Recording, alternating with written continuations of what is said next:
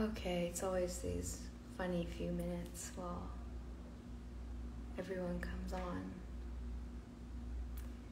I have so many notes to share. It's kind of outrageous. I think this could easily go for 4 hours or 5. No, I'm just kidding. I'm not going to let it go that long. But Instagram does cut me off after an hour, so I'll try to cover everything as much as I can in an hour of what happened. Oh, hey Sarah, hey Emily, hi! Oh, I'm so happy you're here, yay. Some others I don't recognize, but I'm sure I'll get to know soon.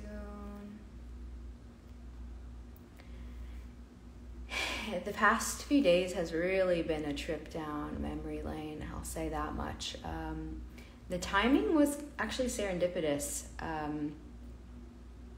I spoke to a friend who's still in the program who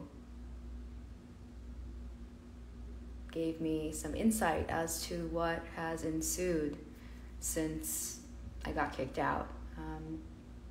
So for those of you who don't already know, I enrolled in a fertility awareness teacher training program. It was a 2-year program. And what's interesting is that this program had been in my periphery for a while. Hey, Jess. And I had applied, I guess now it would have been 2 years ago. So I applied 2 years ago, hey, Ria, and I actually didn't get in. And I didn't get into the program because at the time I didn't have enough paper charting experience. So this program had been like in my dreams for, I would say, at least 2 years, maybe 3. I'd been teaching fertility awareness workshops, and I really wanted like a thorough, kind of more comprehensive education. So that's what drew me to the program. Now, my initial interest in the program, I was not a radical feminist. I was erasing the words woman and mother from my content and materials and language. And I actually applied the first time around with a friend. She was a friend at the time, and we were in the same doula training, and we thought it'd be cool to kind of be in it together and blah, blah, blah. She ended up going forward and joining the program, and I didn't get in because I didn't have enough paper charting experience. So a year later, I have enough paper charting experience, and I am so excited to apply for this program again. And the teacher had said, you know, you're a great fit, just have more charting experience and you're in. So, hey, Karma. And so this is a really important point. So hey, Amanda, I did not attend the Q&A for prospective students. And what I learned after is that in this Q&A, multiple women who were interested in the program were really pressing the teacher about using gender-neutral language. They really, really wanted to know, is this an inclusive program or not? Hey, Erica. And so I skipped that Q&A because I had already applied for the program the year before. So I had already, you know, that really wasn't on my radar. Like, I wasn't worried about it being an inclusive space. I was actually worried at that point of the opposite. So I get into the program. We're getting orientation materials, and this is November of 2019. So in November of 2019, I had already been I was a radical feminist. I was already full in it, and I write an email to the head of the program asking, I have the email here. I said, basically, you know, I had been doing a lot of inner work, and I had really made a commitment to using the words woman and mother. And I wrote her because I wanted to know what her policy was, like what was her take on all of this. Hey, Kay. And she didn't get back to me. So I start the program still unsure of what the teacher's kind of approach and thoughts behind all of this. And I went on her website, and I did notice that her website for the program at the time used the word woman and mother. So I felt pretty reassured. And also you have to remember that I had not attended that Q&A with all the prospective students who ended up being in my cohort. So had I attended that Q&A, I probably would have been more clear what I was getting into and the kind of the culture of the group. So I start the program, and on day 1, we do intros. This is an online program. There were about 15 women. So we're doing intros, and we somehow, I remember this is what happened. I was the first one to introduce myself, or maybe the second. And then I think it was the third or fourth person going around in the circle who said, oh, we should really be introducing ourselves with our pronouns. And so they had already skipped me. So I was I had this inner fire, fuming, don't fucking ask me to say my pronouns. That's, obviously you know how I feel. That's fucking bullshit. And so I think a couple of the women did say their pronouns. And I had an ally in the group. So I had a woman that I knew beforehand who was in the group, and we were kind of looking at each other and holy shit. What the hell is going to happen? This isn't going to be good. I mean, it was pretty clear from day 1 that it wasn't going to work out. It just wasn't. And I'll tell you why. Module 1. We are asked to view pre-recorded videos before we meet for our first class. So this call that I'm describing where everyone went around and said their pronouns, this is the orientation call. So module 1, we are asked to watch a couple videos about, you guessed it. Anyone want to guess what we had to watch? Anyone want to guess? It's a famous diagram. Was it in-person, Karma? It was an online training. Does anyone want to guess what we were asked to watch and learn about for Module 1? It has to do with understanding gender, I'll say that much. It's a diagram, it's very popular, it's marketed towards children, it has the word person in it.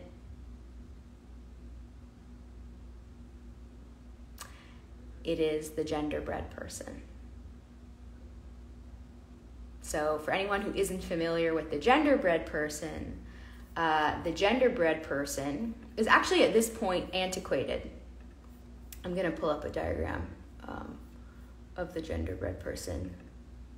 This is Module 1. Welcome to a women's fertility awareness training. So the genderbread person is a diagram of a genderbread man, what's called a genderbread man. And there's a little brain in his head. And this is referred to as identity. So identity, the message is that identity is in your head. Then there's a little heart, and there's an arrow to the heart, and that says orientation. Then there's this kind of this line that covers his whole body that is the expression.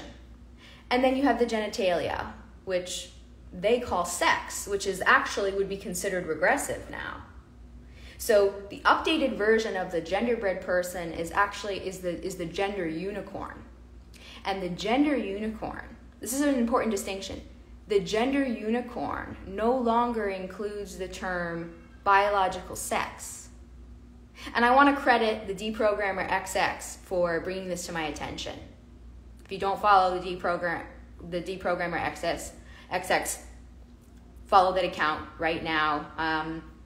We did a really, really long recorded interview that's going to be made exclusively to the women in the group series, and our recorded conversation, just as a side note, is one of the most shocking, devastating accounts of all of this that I have ever heard. That's just a side note. So I'm going to credit the deprogrammer XX for bringing this to my attention. So back, where was I? The gender unicorn. The gender unicorn replaces biological sex with assigned sex at birth. Right? So using the term assigned implies that this is a choice rather than a reality. This is really, really important. So the women in the group series and I have been talking at length about, the purpose of trans ideology is to dismantle the truth that sex is dimorphic, right? They want to sell sex on a spectrum. And so the gender-bred person, it's fragile. Like, the ideology itself is so fragile, and including the term biological sex to promote trans ideology doesn't work.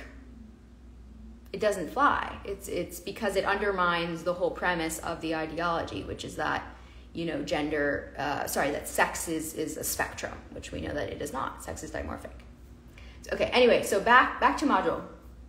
So we're on module 1. We're asked to get to know the gender-bred person, like really get familiar with the gender-bred person.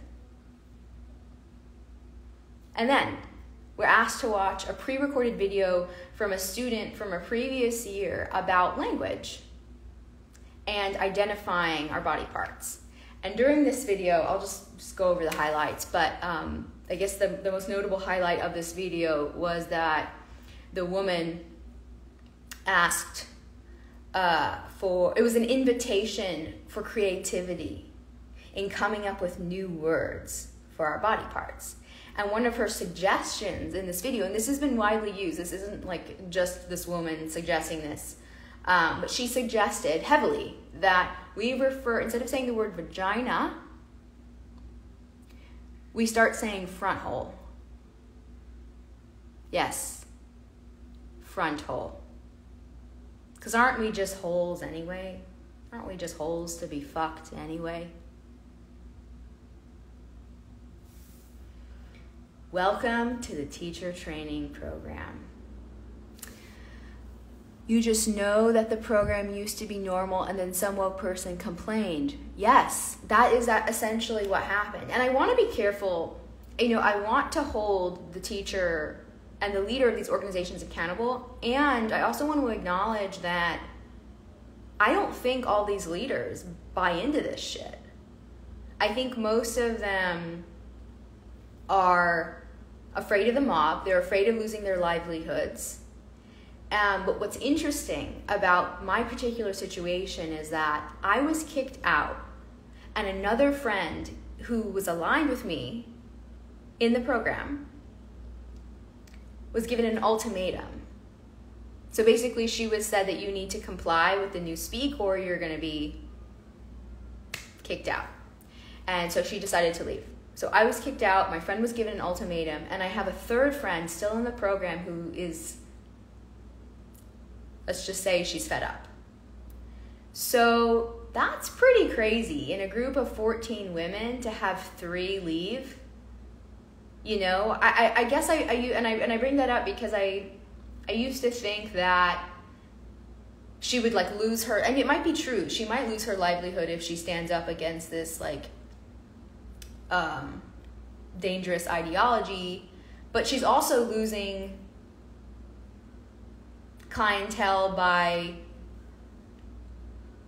spewing bullshit about the gender-bred person. So it's a difficult place to be. And if you stick around, I do have a message that I want to kind of put out to female practitioners about this. And I know some of you have big followings and have big companies, and you need to hear this. You really need to hear this, because they're coming for you.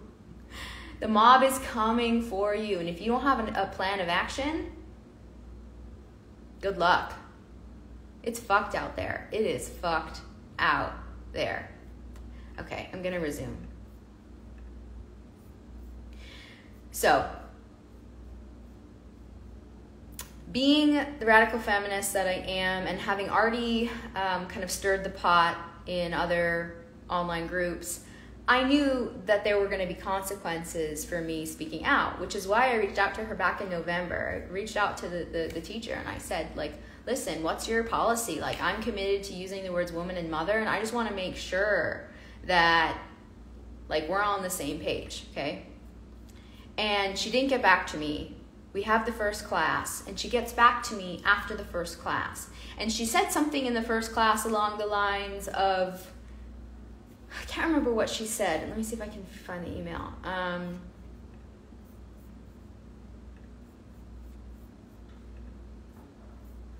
It was something along the lines of, you know, it's a constant evolution, and I'm learning, and I'm working, and, you know, everyone is valid, kind of, you know, way to skirt around, like, actually having an opinion. Let's see what she said. She said, she responds, this is back in November. Basically, there will be no policing. She assures me, there will be no policing. Strong judgments or wrong ways. Cool. It will be a discussion. That's all I ask for. I'm not asking everyone's a radical feminist. I respect that you believe in the religion of gender ideology. That doesn't mean I have to believe in your religion.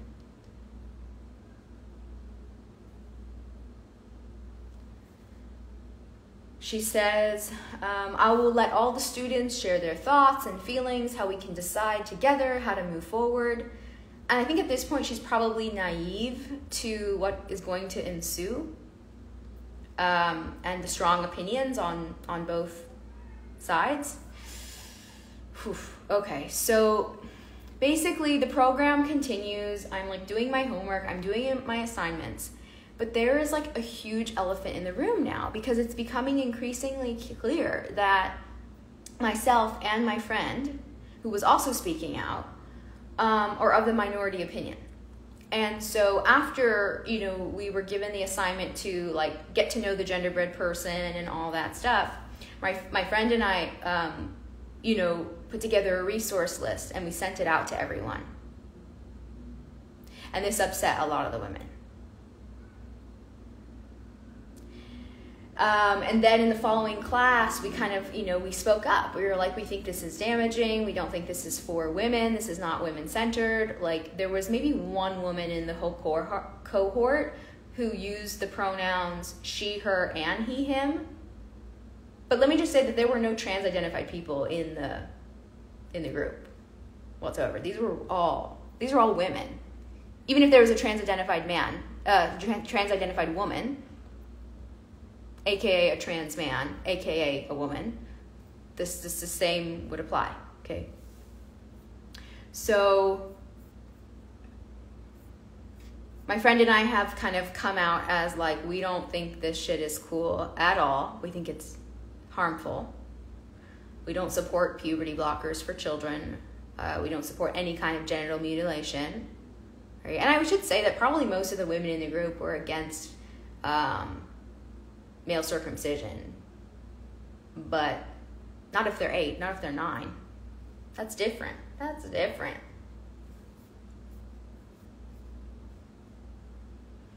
God, it makes circumcision like sound like child's play. It's crazy. It's so freaking crazy. So let's see, where were we? So there's tension. There's tension in the group. At some point, the teacher reaches out to me and she says that essentially the women have been reporting me as unsafe. Take what you want from that. I am 5'1". I am a small woman. I have never been violent. I have never threatened violence against any person. To say that I am unsafe is quite absurd, and this is something that you'll come across and hear a lot. You made me feel unsafe in my body. Your words are violence. Okay, this is used all the time against radical feminists. And it really begs the question, like, is it that, have these women just never actually experienced real violence?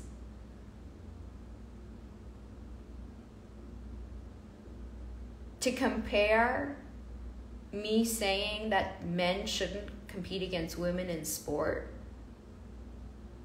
to actual violence is absurd.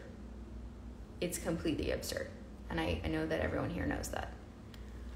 So when you're using that kind of language, when you're saying that someone else is making you feel unsafe, that is a way to get someone's attention. It is a manipulative tactic. And it got the teacher's attention. It really, really got her attention. And so now she's dealing with me saying that, like, you're erasing women and that's not cool. And she has the other women saying that I'm making them feel unsafe. Nicole, I really wanted to do this program. Thanks for sharing your experience. Amanda says, I heard that from a friend whose son is trans. We aren't friends anymore because I am unsafe and have strong opinions. Yes, you'll hear this a lot.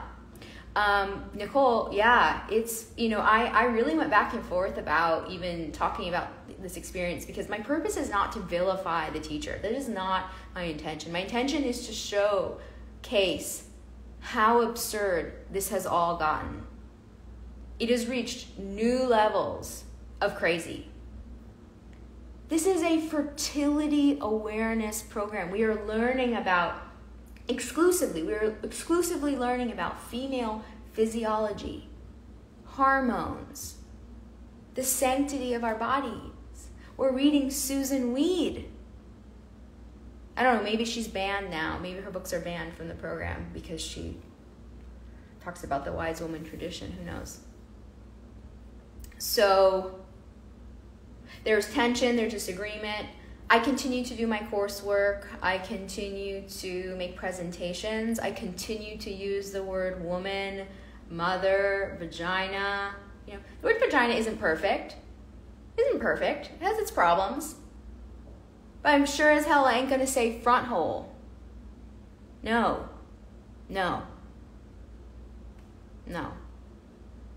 So I just want to just kind of say that me giving presentations using the word woman and mother triggered women. It triggered them. It triggered them really bad, real bad. Okay, a male MMA fighter cracking women's skulls in the ring is fine. Saying women are women and puberty blockers makes us dangerous. Yes, that puberty blockers aren't for children. Yeah, makes us dangerous. Yes. Yeah. This is where we are. So there's tension rising. There's a WhatsApp group. Is the front hole thing for real? Yes. The front hole thing is real. And the teacher was encouraging it. She was like, yes, let's be creative. Yes.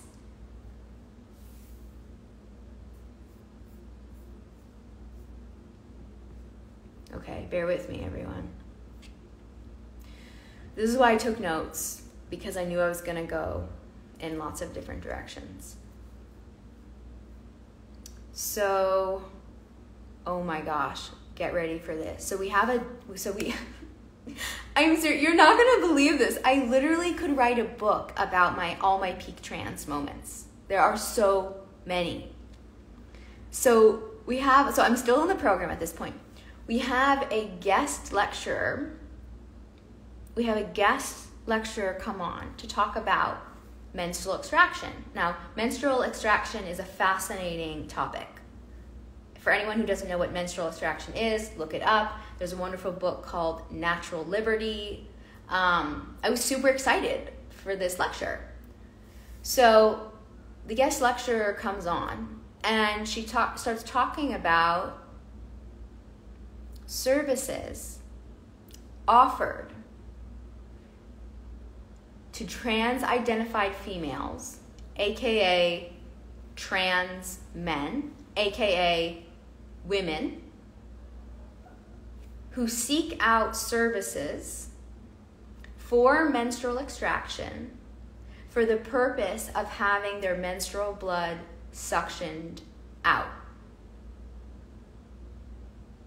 This is to avoid the experience of releasing blood.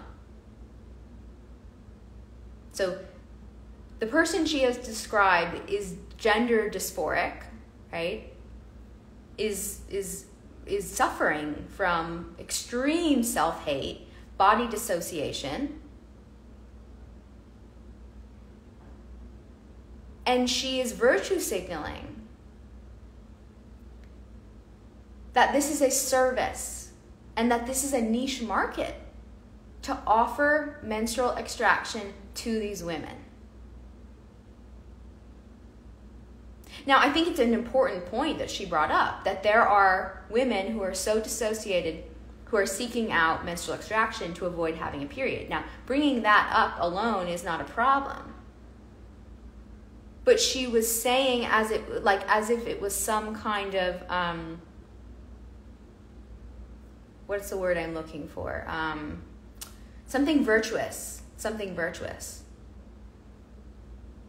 This is serious shit. This is really serious shit. Yes, menstrual extraction. I'm talking about menstrual extraction. Yeah. And you'll see this a lot with trans trainings. So what's called trans educational trainings, right? It's, again, Mary Lou Singleton and I talked about this in our interview, the kind of virtue signaling that happens, that we are all supposed to listen and follow every word and not question anything the person is saying, who is pretending to be a man, who is identifying with our oppressor class. You're gonna come across this a lot if you haven't already.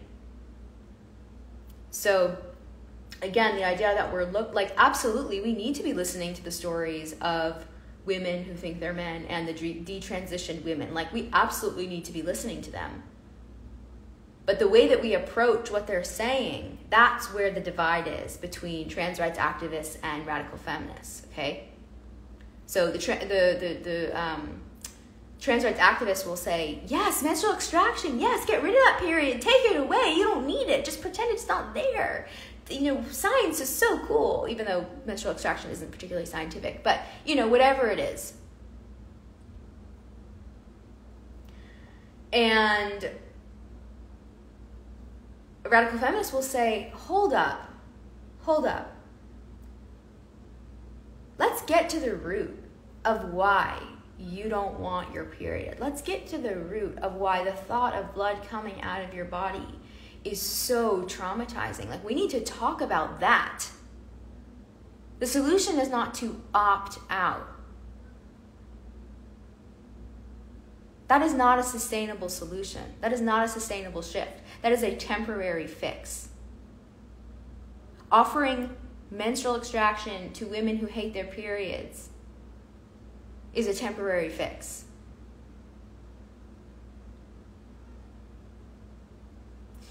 So I hope that paints a picture of where we are at this point in the training, you know. And I will just say that a part of me in the training really thought that I could just kind of shut off my like radical feminist, you know, self and just learn information. But I couldn't. It was too overwhelming. Hey, Jess, because it really dominated. And I know you know what I'm talking about, that this issue is dominating everything. Everything. They have intercepted birth. They have intercepted lesbian circles. They have intercepted fertility awareness trainings. And when I say they, I don't mean individuals. I mean the ideology. I am talking about the insidious ideology.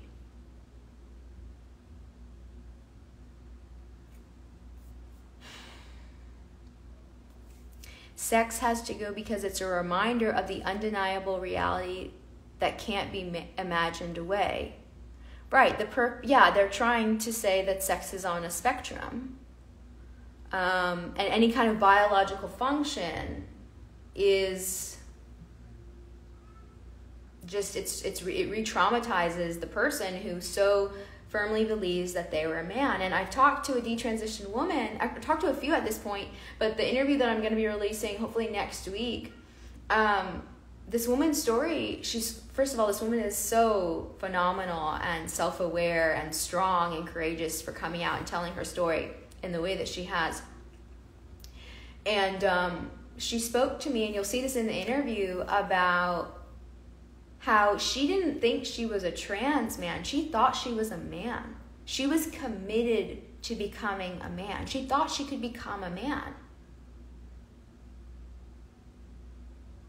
And I don't think that all trans-identified people think that.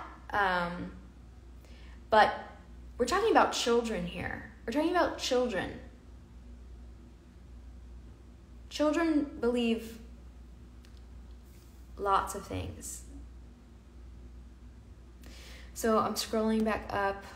So when Mary Lou Singleton talked about in your interview about Collie with a penis drawn on her, that was your peak trans moment. Yeah. I mean, that didn't shock me, to be honest, at this point. Sounds pretty on point, pretty aligned with everything that's ensued. But yeah. Oh, yes, Collie with a penis. Yep. It's a thing. It's a thing. Okay, so I'm going to get back on track now. So we're in the training. It gets I don't want to say it gets better, but it gets more insane. I'm not even at the most insane part. I'm not even kidding. I literally am not kidding. I am not this whole thing was insane. And I have to say, I blocked a lot of it out, and I can reflect back now and share and kind of piece together what happened in retrospect. But in it was really confusing and devastating and scary. Like, it was really fucked up. This like not knowing what was going to happen, whether I was going to leave, whether I was going to get kicked out, like that went on for November to March. December, January, February, March. So about 4 months. It went on for about 4 months.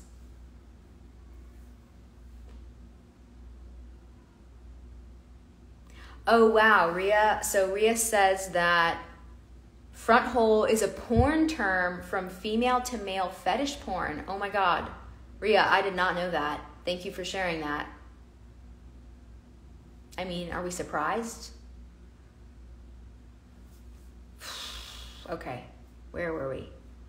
So I talked about the menstrual extraction. This framing of like the hero's journey around like dissociation, like reframing actual delusion and intense body dysphoria, dysmorphia, whatever you want to call it, self-hate, self-harm, framing it as empowerment, framing it as courageous, framing it as being strong, framing, considering yourself someone who affirms this ideology as someone who's inclusive, who's woke. It's all part of the same thing. Okay, so from the beginning of the course, which officially started in January of 2020, I can't believe this all was this year. This is crazy. So in January 2020, wow, this feels like lifetimes ago, really. Lifetime. It feels like decades ago at this point. So we're in a WhatsApp group. Everyone in the program is on a WhatsApp group. And I'm not naming names. If you've noticed, I haven't said a single person's name. But there was one woman in the WhatsApp group that, was engaging with me. I was sending content. I was sending links. I was really trying to engage with the women. And at that point, I was really trying to show them that I wasn't like a hateful bigot, that I had real concerns. And so I was bringing up very specific issues, such as the sports. And you'll hear what happened after that. So at one point, I asked the question if I posed the question to the women in the WhatsApp group, and I said, would you want a man in our training? Like, how would you feel if there was a man in our cohort? And let me just say that this wasn't just a fertility awareness training program. Like, it was also kind of like a women's circle. Like, every week, women would share extremely, extremely personable, vulnerable stories of pregnancy, of loss, of abortion, of heartbreak, of family issues, of money issues. Like, this was an extremely intimate and vulnerable space. And at the beginning, I was pretty vulnerable. I shared, and then I, you know, when I started to see it kind of unravel, I pulled back a lot because I was, you know, didn't feel like these were my people. The girl with gender dysphoria in my English class is really popular and takes up a lot of space. Was previously a weird, nerdy girl, but now goes by Ryan and is suddenly popular and still very awkward. Yeah. I've heard that a lot. You know, I think that, you know, most of us experience awkwardness and nerdiness, whatever you want to call it, in adolescence. And like, if there's some kind of magic cloak that you can just like put on and be someone else, like that's pretty alluring. That is really enticing for a child or for an adult, you know, this cloak of protection. And again, in my interview with the detransitioned woman that I'm going to release next week, she talks about how when she started taking testosterone, and she uses these words, she felt bold and courageous.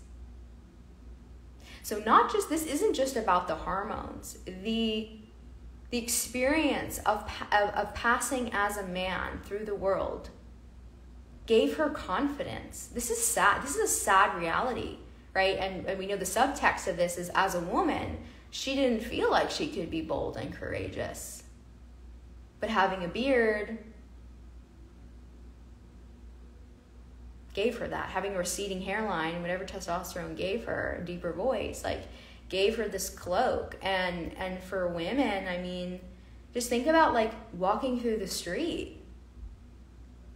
Every time I leave my house, I'm not kidding, every time I leave my house, I have unwanted verbal attention from men. Every time. Every time. I know this is most women's experience.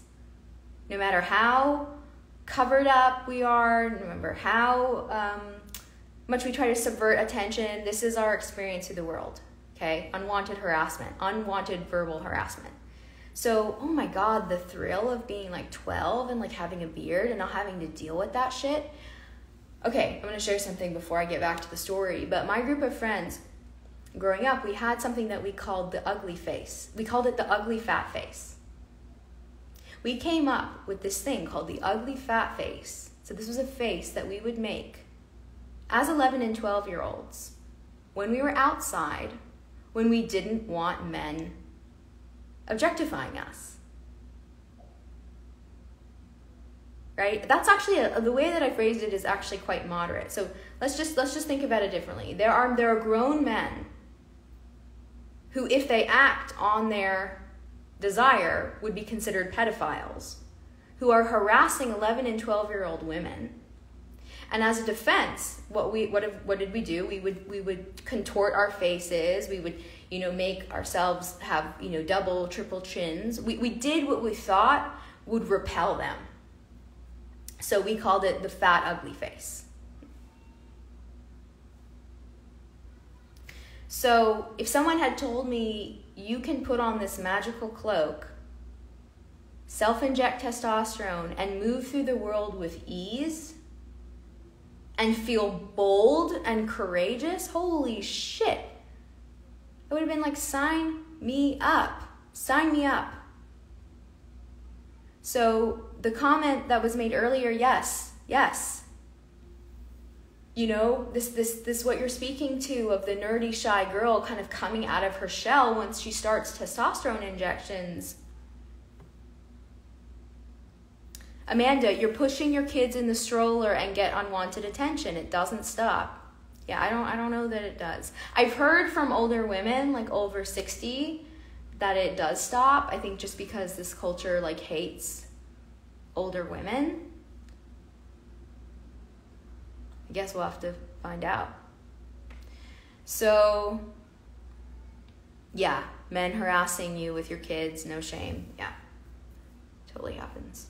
So, okay, in the WhatsApp group, at one point I asked the women, I said, do you think men should be included in our training? Would you be okay with that?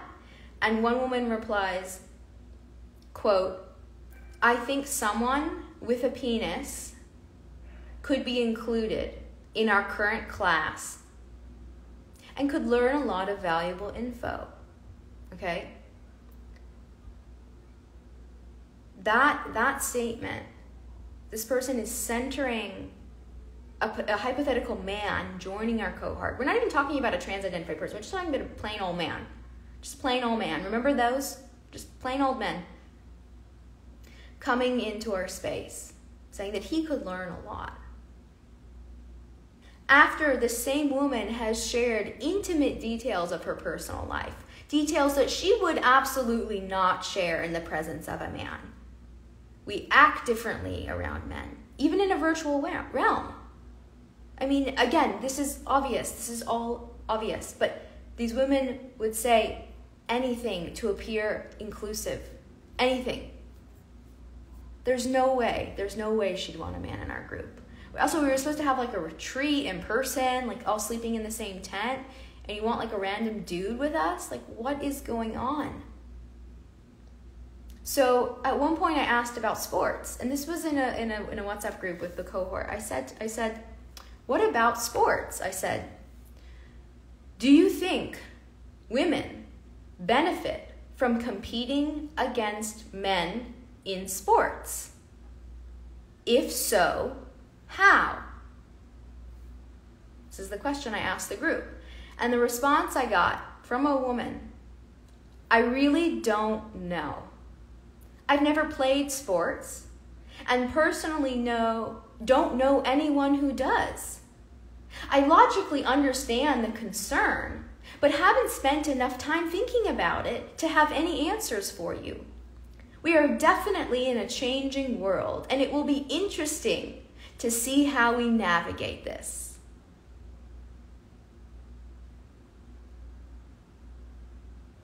So again, if you haven't already heard this, oh, hey, Carrie. So if you already haven't heard a response like this, I cannot tell you the number of former friends that I went to and I said, I need to tell you something. There is crazy shit happening.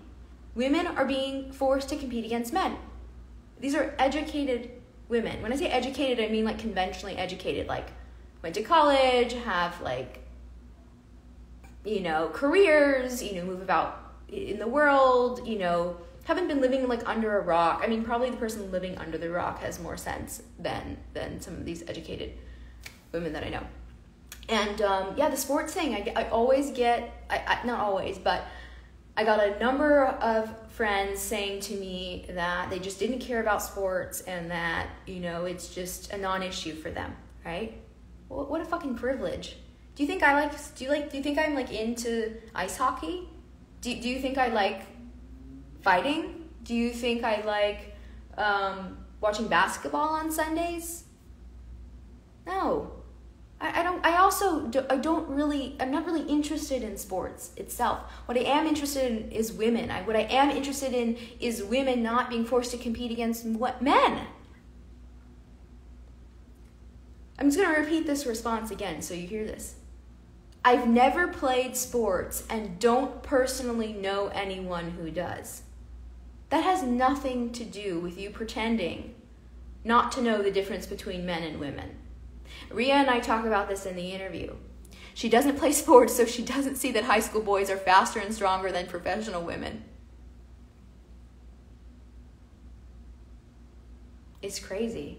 Again, if you haven't watched my interview with Rhea M. Riley, go to YouTube. We get into this. Like, the equality narrative having effectively, undermined the reality that men and women are different physically. We have different physiologic potential. And it's okay. It's okay to say that men are stronger than women in nearly every sporting event. It's okay to say that. It's okay. We need to say that because we need to protect women so that women can have fair and equal competition. This is really intense regression happening. Okay.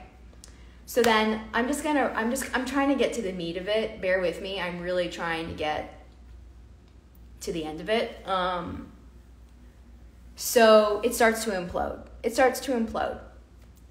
More women are emailing the teacher telling them that I'm making them feel unsafe. I'm getting emails from the teacher telling me that women are emailing her saying that I'm making them feel unsafe without asking me to do or say anything. And I remember I replied to one of her emails and I was like, I actually don't understand what you're saying. Are you asking me to stop saying words? Are you asking me to apologize? What are you asking me to do here? She was basically just like processing what was coming her way to me, about me to me.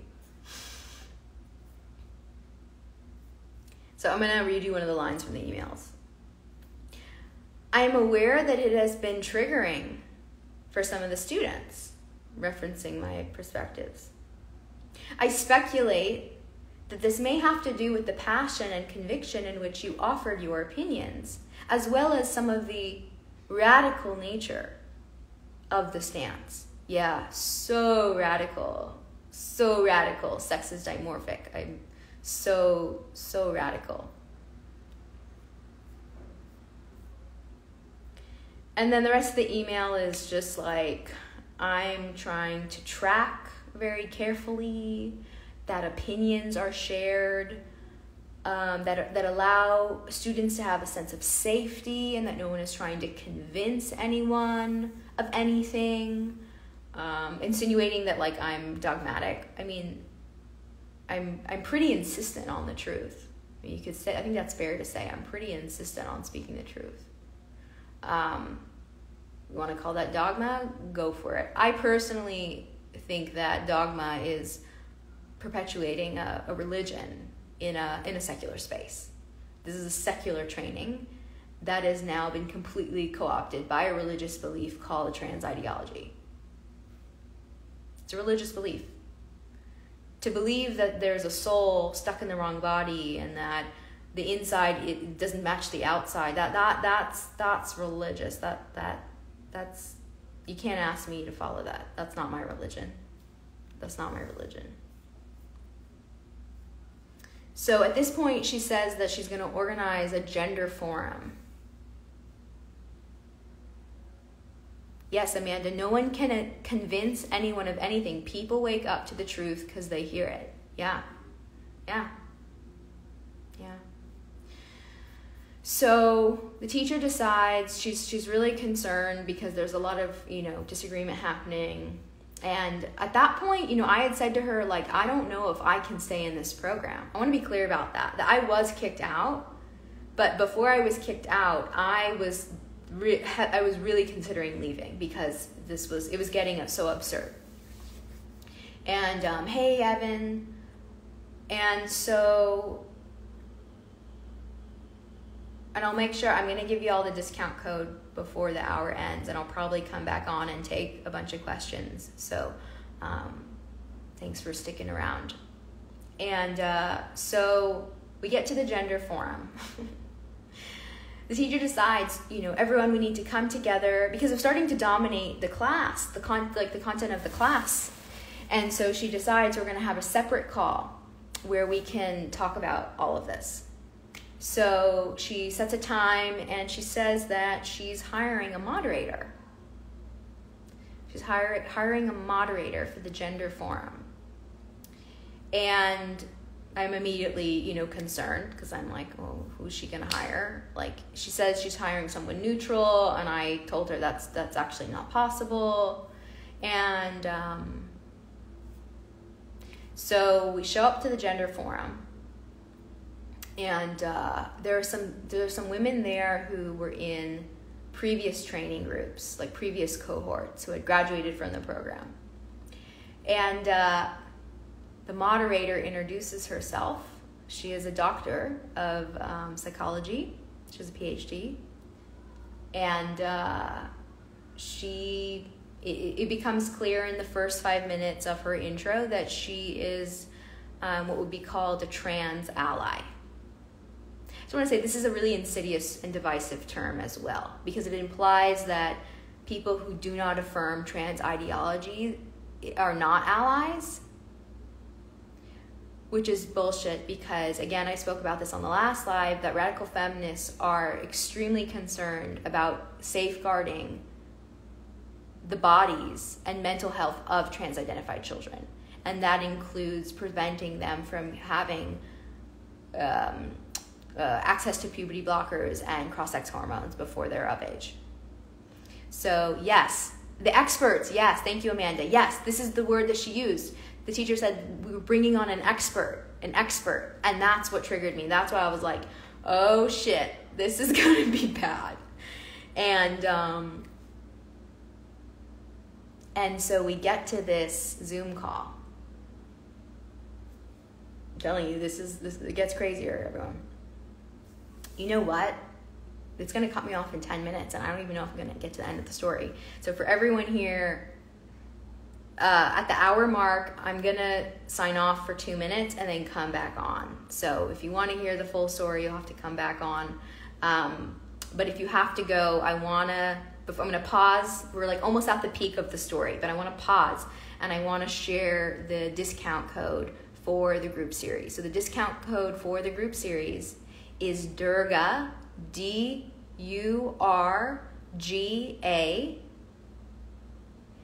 and it will give you $100 off for the group series. So I originally had 3 rounds, so I'm actually only going to do 2 rounds, I've decided,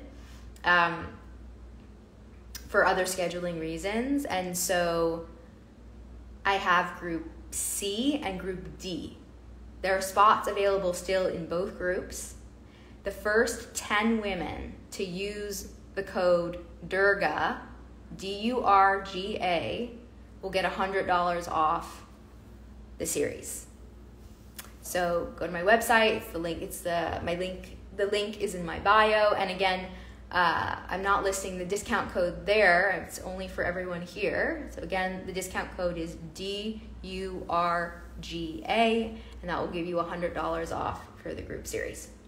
Okay, so back to the gender forum. Yes, Ria, this woman was supposed to be moderating, not sharing her expertise, right, as if that was going to happen. So Nicole says, I was in one of her classes 2 years ago and she was teaching about men's 24-hour hormonal cycles in contrast to women's lunar cycles. Yeah, a lot has changed in 2 years. You know, she's still teaching that content, but she's just saying, like, penis haver. People with penises. So she's, you know, Ria talked about this in the interview where she just got to a point where she just couldn't write. She just couldn't speak because they take our language away. They've taken our language away. And it gets so convoluted. It gets so confusing to even express what you're trying to say. And so I actually have empathy for this teacher. You know, it's rough. She's trying to teach really, really important material. Really, really crucial material. I spoke to a friend who's still in the program last night, and it is imploding. It's bad. It's bad out there. If you're conceding to the mob, you can never be good enough. You can never be good enough. You're always doing something wrong. You're always being offensive. You're always saying the wrong words. And if you're a radical feminist, you're a hateful, evil bitch. And you could lose your livelihood.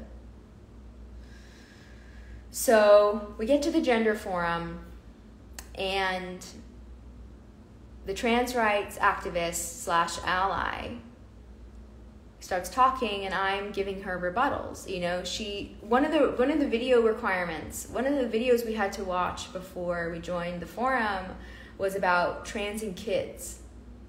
It was literally a film about how children should be receiving the affirmative care model, that children should be receiving puberty blockers and cross-sex hormones. It was like, again, it was this whole hero's journey. So these are healthy children rejecting harmful gender stereotypes that are being fed the lie that they are trapped in the wrong bodies And that the solution, of course, is pharmaceutical intervention and a lifetime dependence on pharmaceutical drugs. I mean, obviously, that's the answer.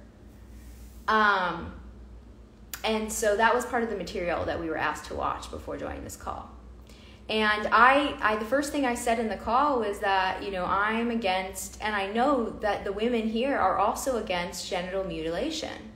And so I find it interesting that we have openly spoken about our opposition to female and male genital mutilation at birth.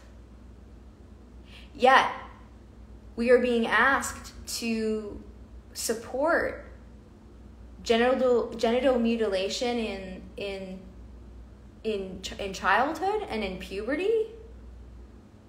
This is also a space where we're all speaking about the harms of pharmaceutical birth control. And we're endorsing pharmaceuticals and puberty blockers for children that impair their brain development. This is the level of cognitive dissonance. Right, Ria, so it's okay to cut the foreskin. Sorry, it's not okay to cut the foreskin, but it is okay to cut off the whole penis. Yeah, that's essentially the message. If it's under the guise of gender affirmation, it's all good. It's all good. So, insane doublespeak. Yes, Jess. Yeah, insane doublespeak. So, Instagram's going to cut me off soon. I am going to save the peak. Because I can't tell you what ensued in 4 minutes. What ensued after this was crazy. So for anyone just coming on, I did announce the discount code already. It's Durga, DURGA, for $100 off the group series. If you're feeling like, whoa, from these lives, this is just the surface. We are going really deep in the group series. It is 8 weeks. We're going to meet once a week for 8 weeks. The 2 groups I have running now, the responses have been amazing. It is, again, I think Mary Lou, I don't know if it was Mary Lou who said this to me, but the purpose of patriarchy is to drive smart women mad. I think this was a quote from another radical feminist. Right? The purpose of all of this is to drive smart and articulate women mad. And so if you think this is maddening, it's because it is. Jess, yes. Oh, I love having you in the group. Thank you for saying that you're in the group. Yeah. And so we are detangling. We are sorting through the muddy waters, okay? So that is what we're doing in the group. I am answering your questions. We are getting to very specific questions. You know, again, and what's interesting about the rebuttals against radical feminism, they're very predictable. But trans people are dying. But intersex. But what about indigenous cultures? Okay, I haven't heard any new ones. They're all the same. They're all predictable, and they go on a loop. And we are dissecting every single one of them in the group series.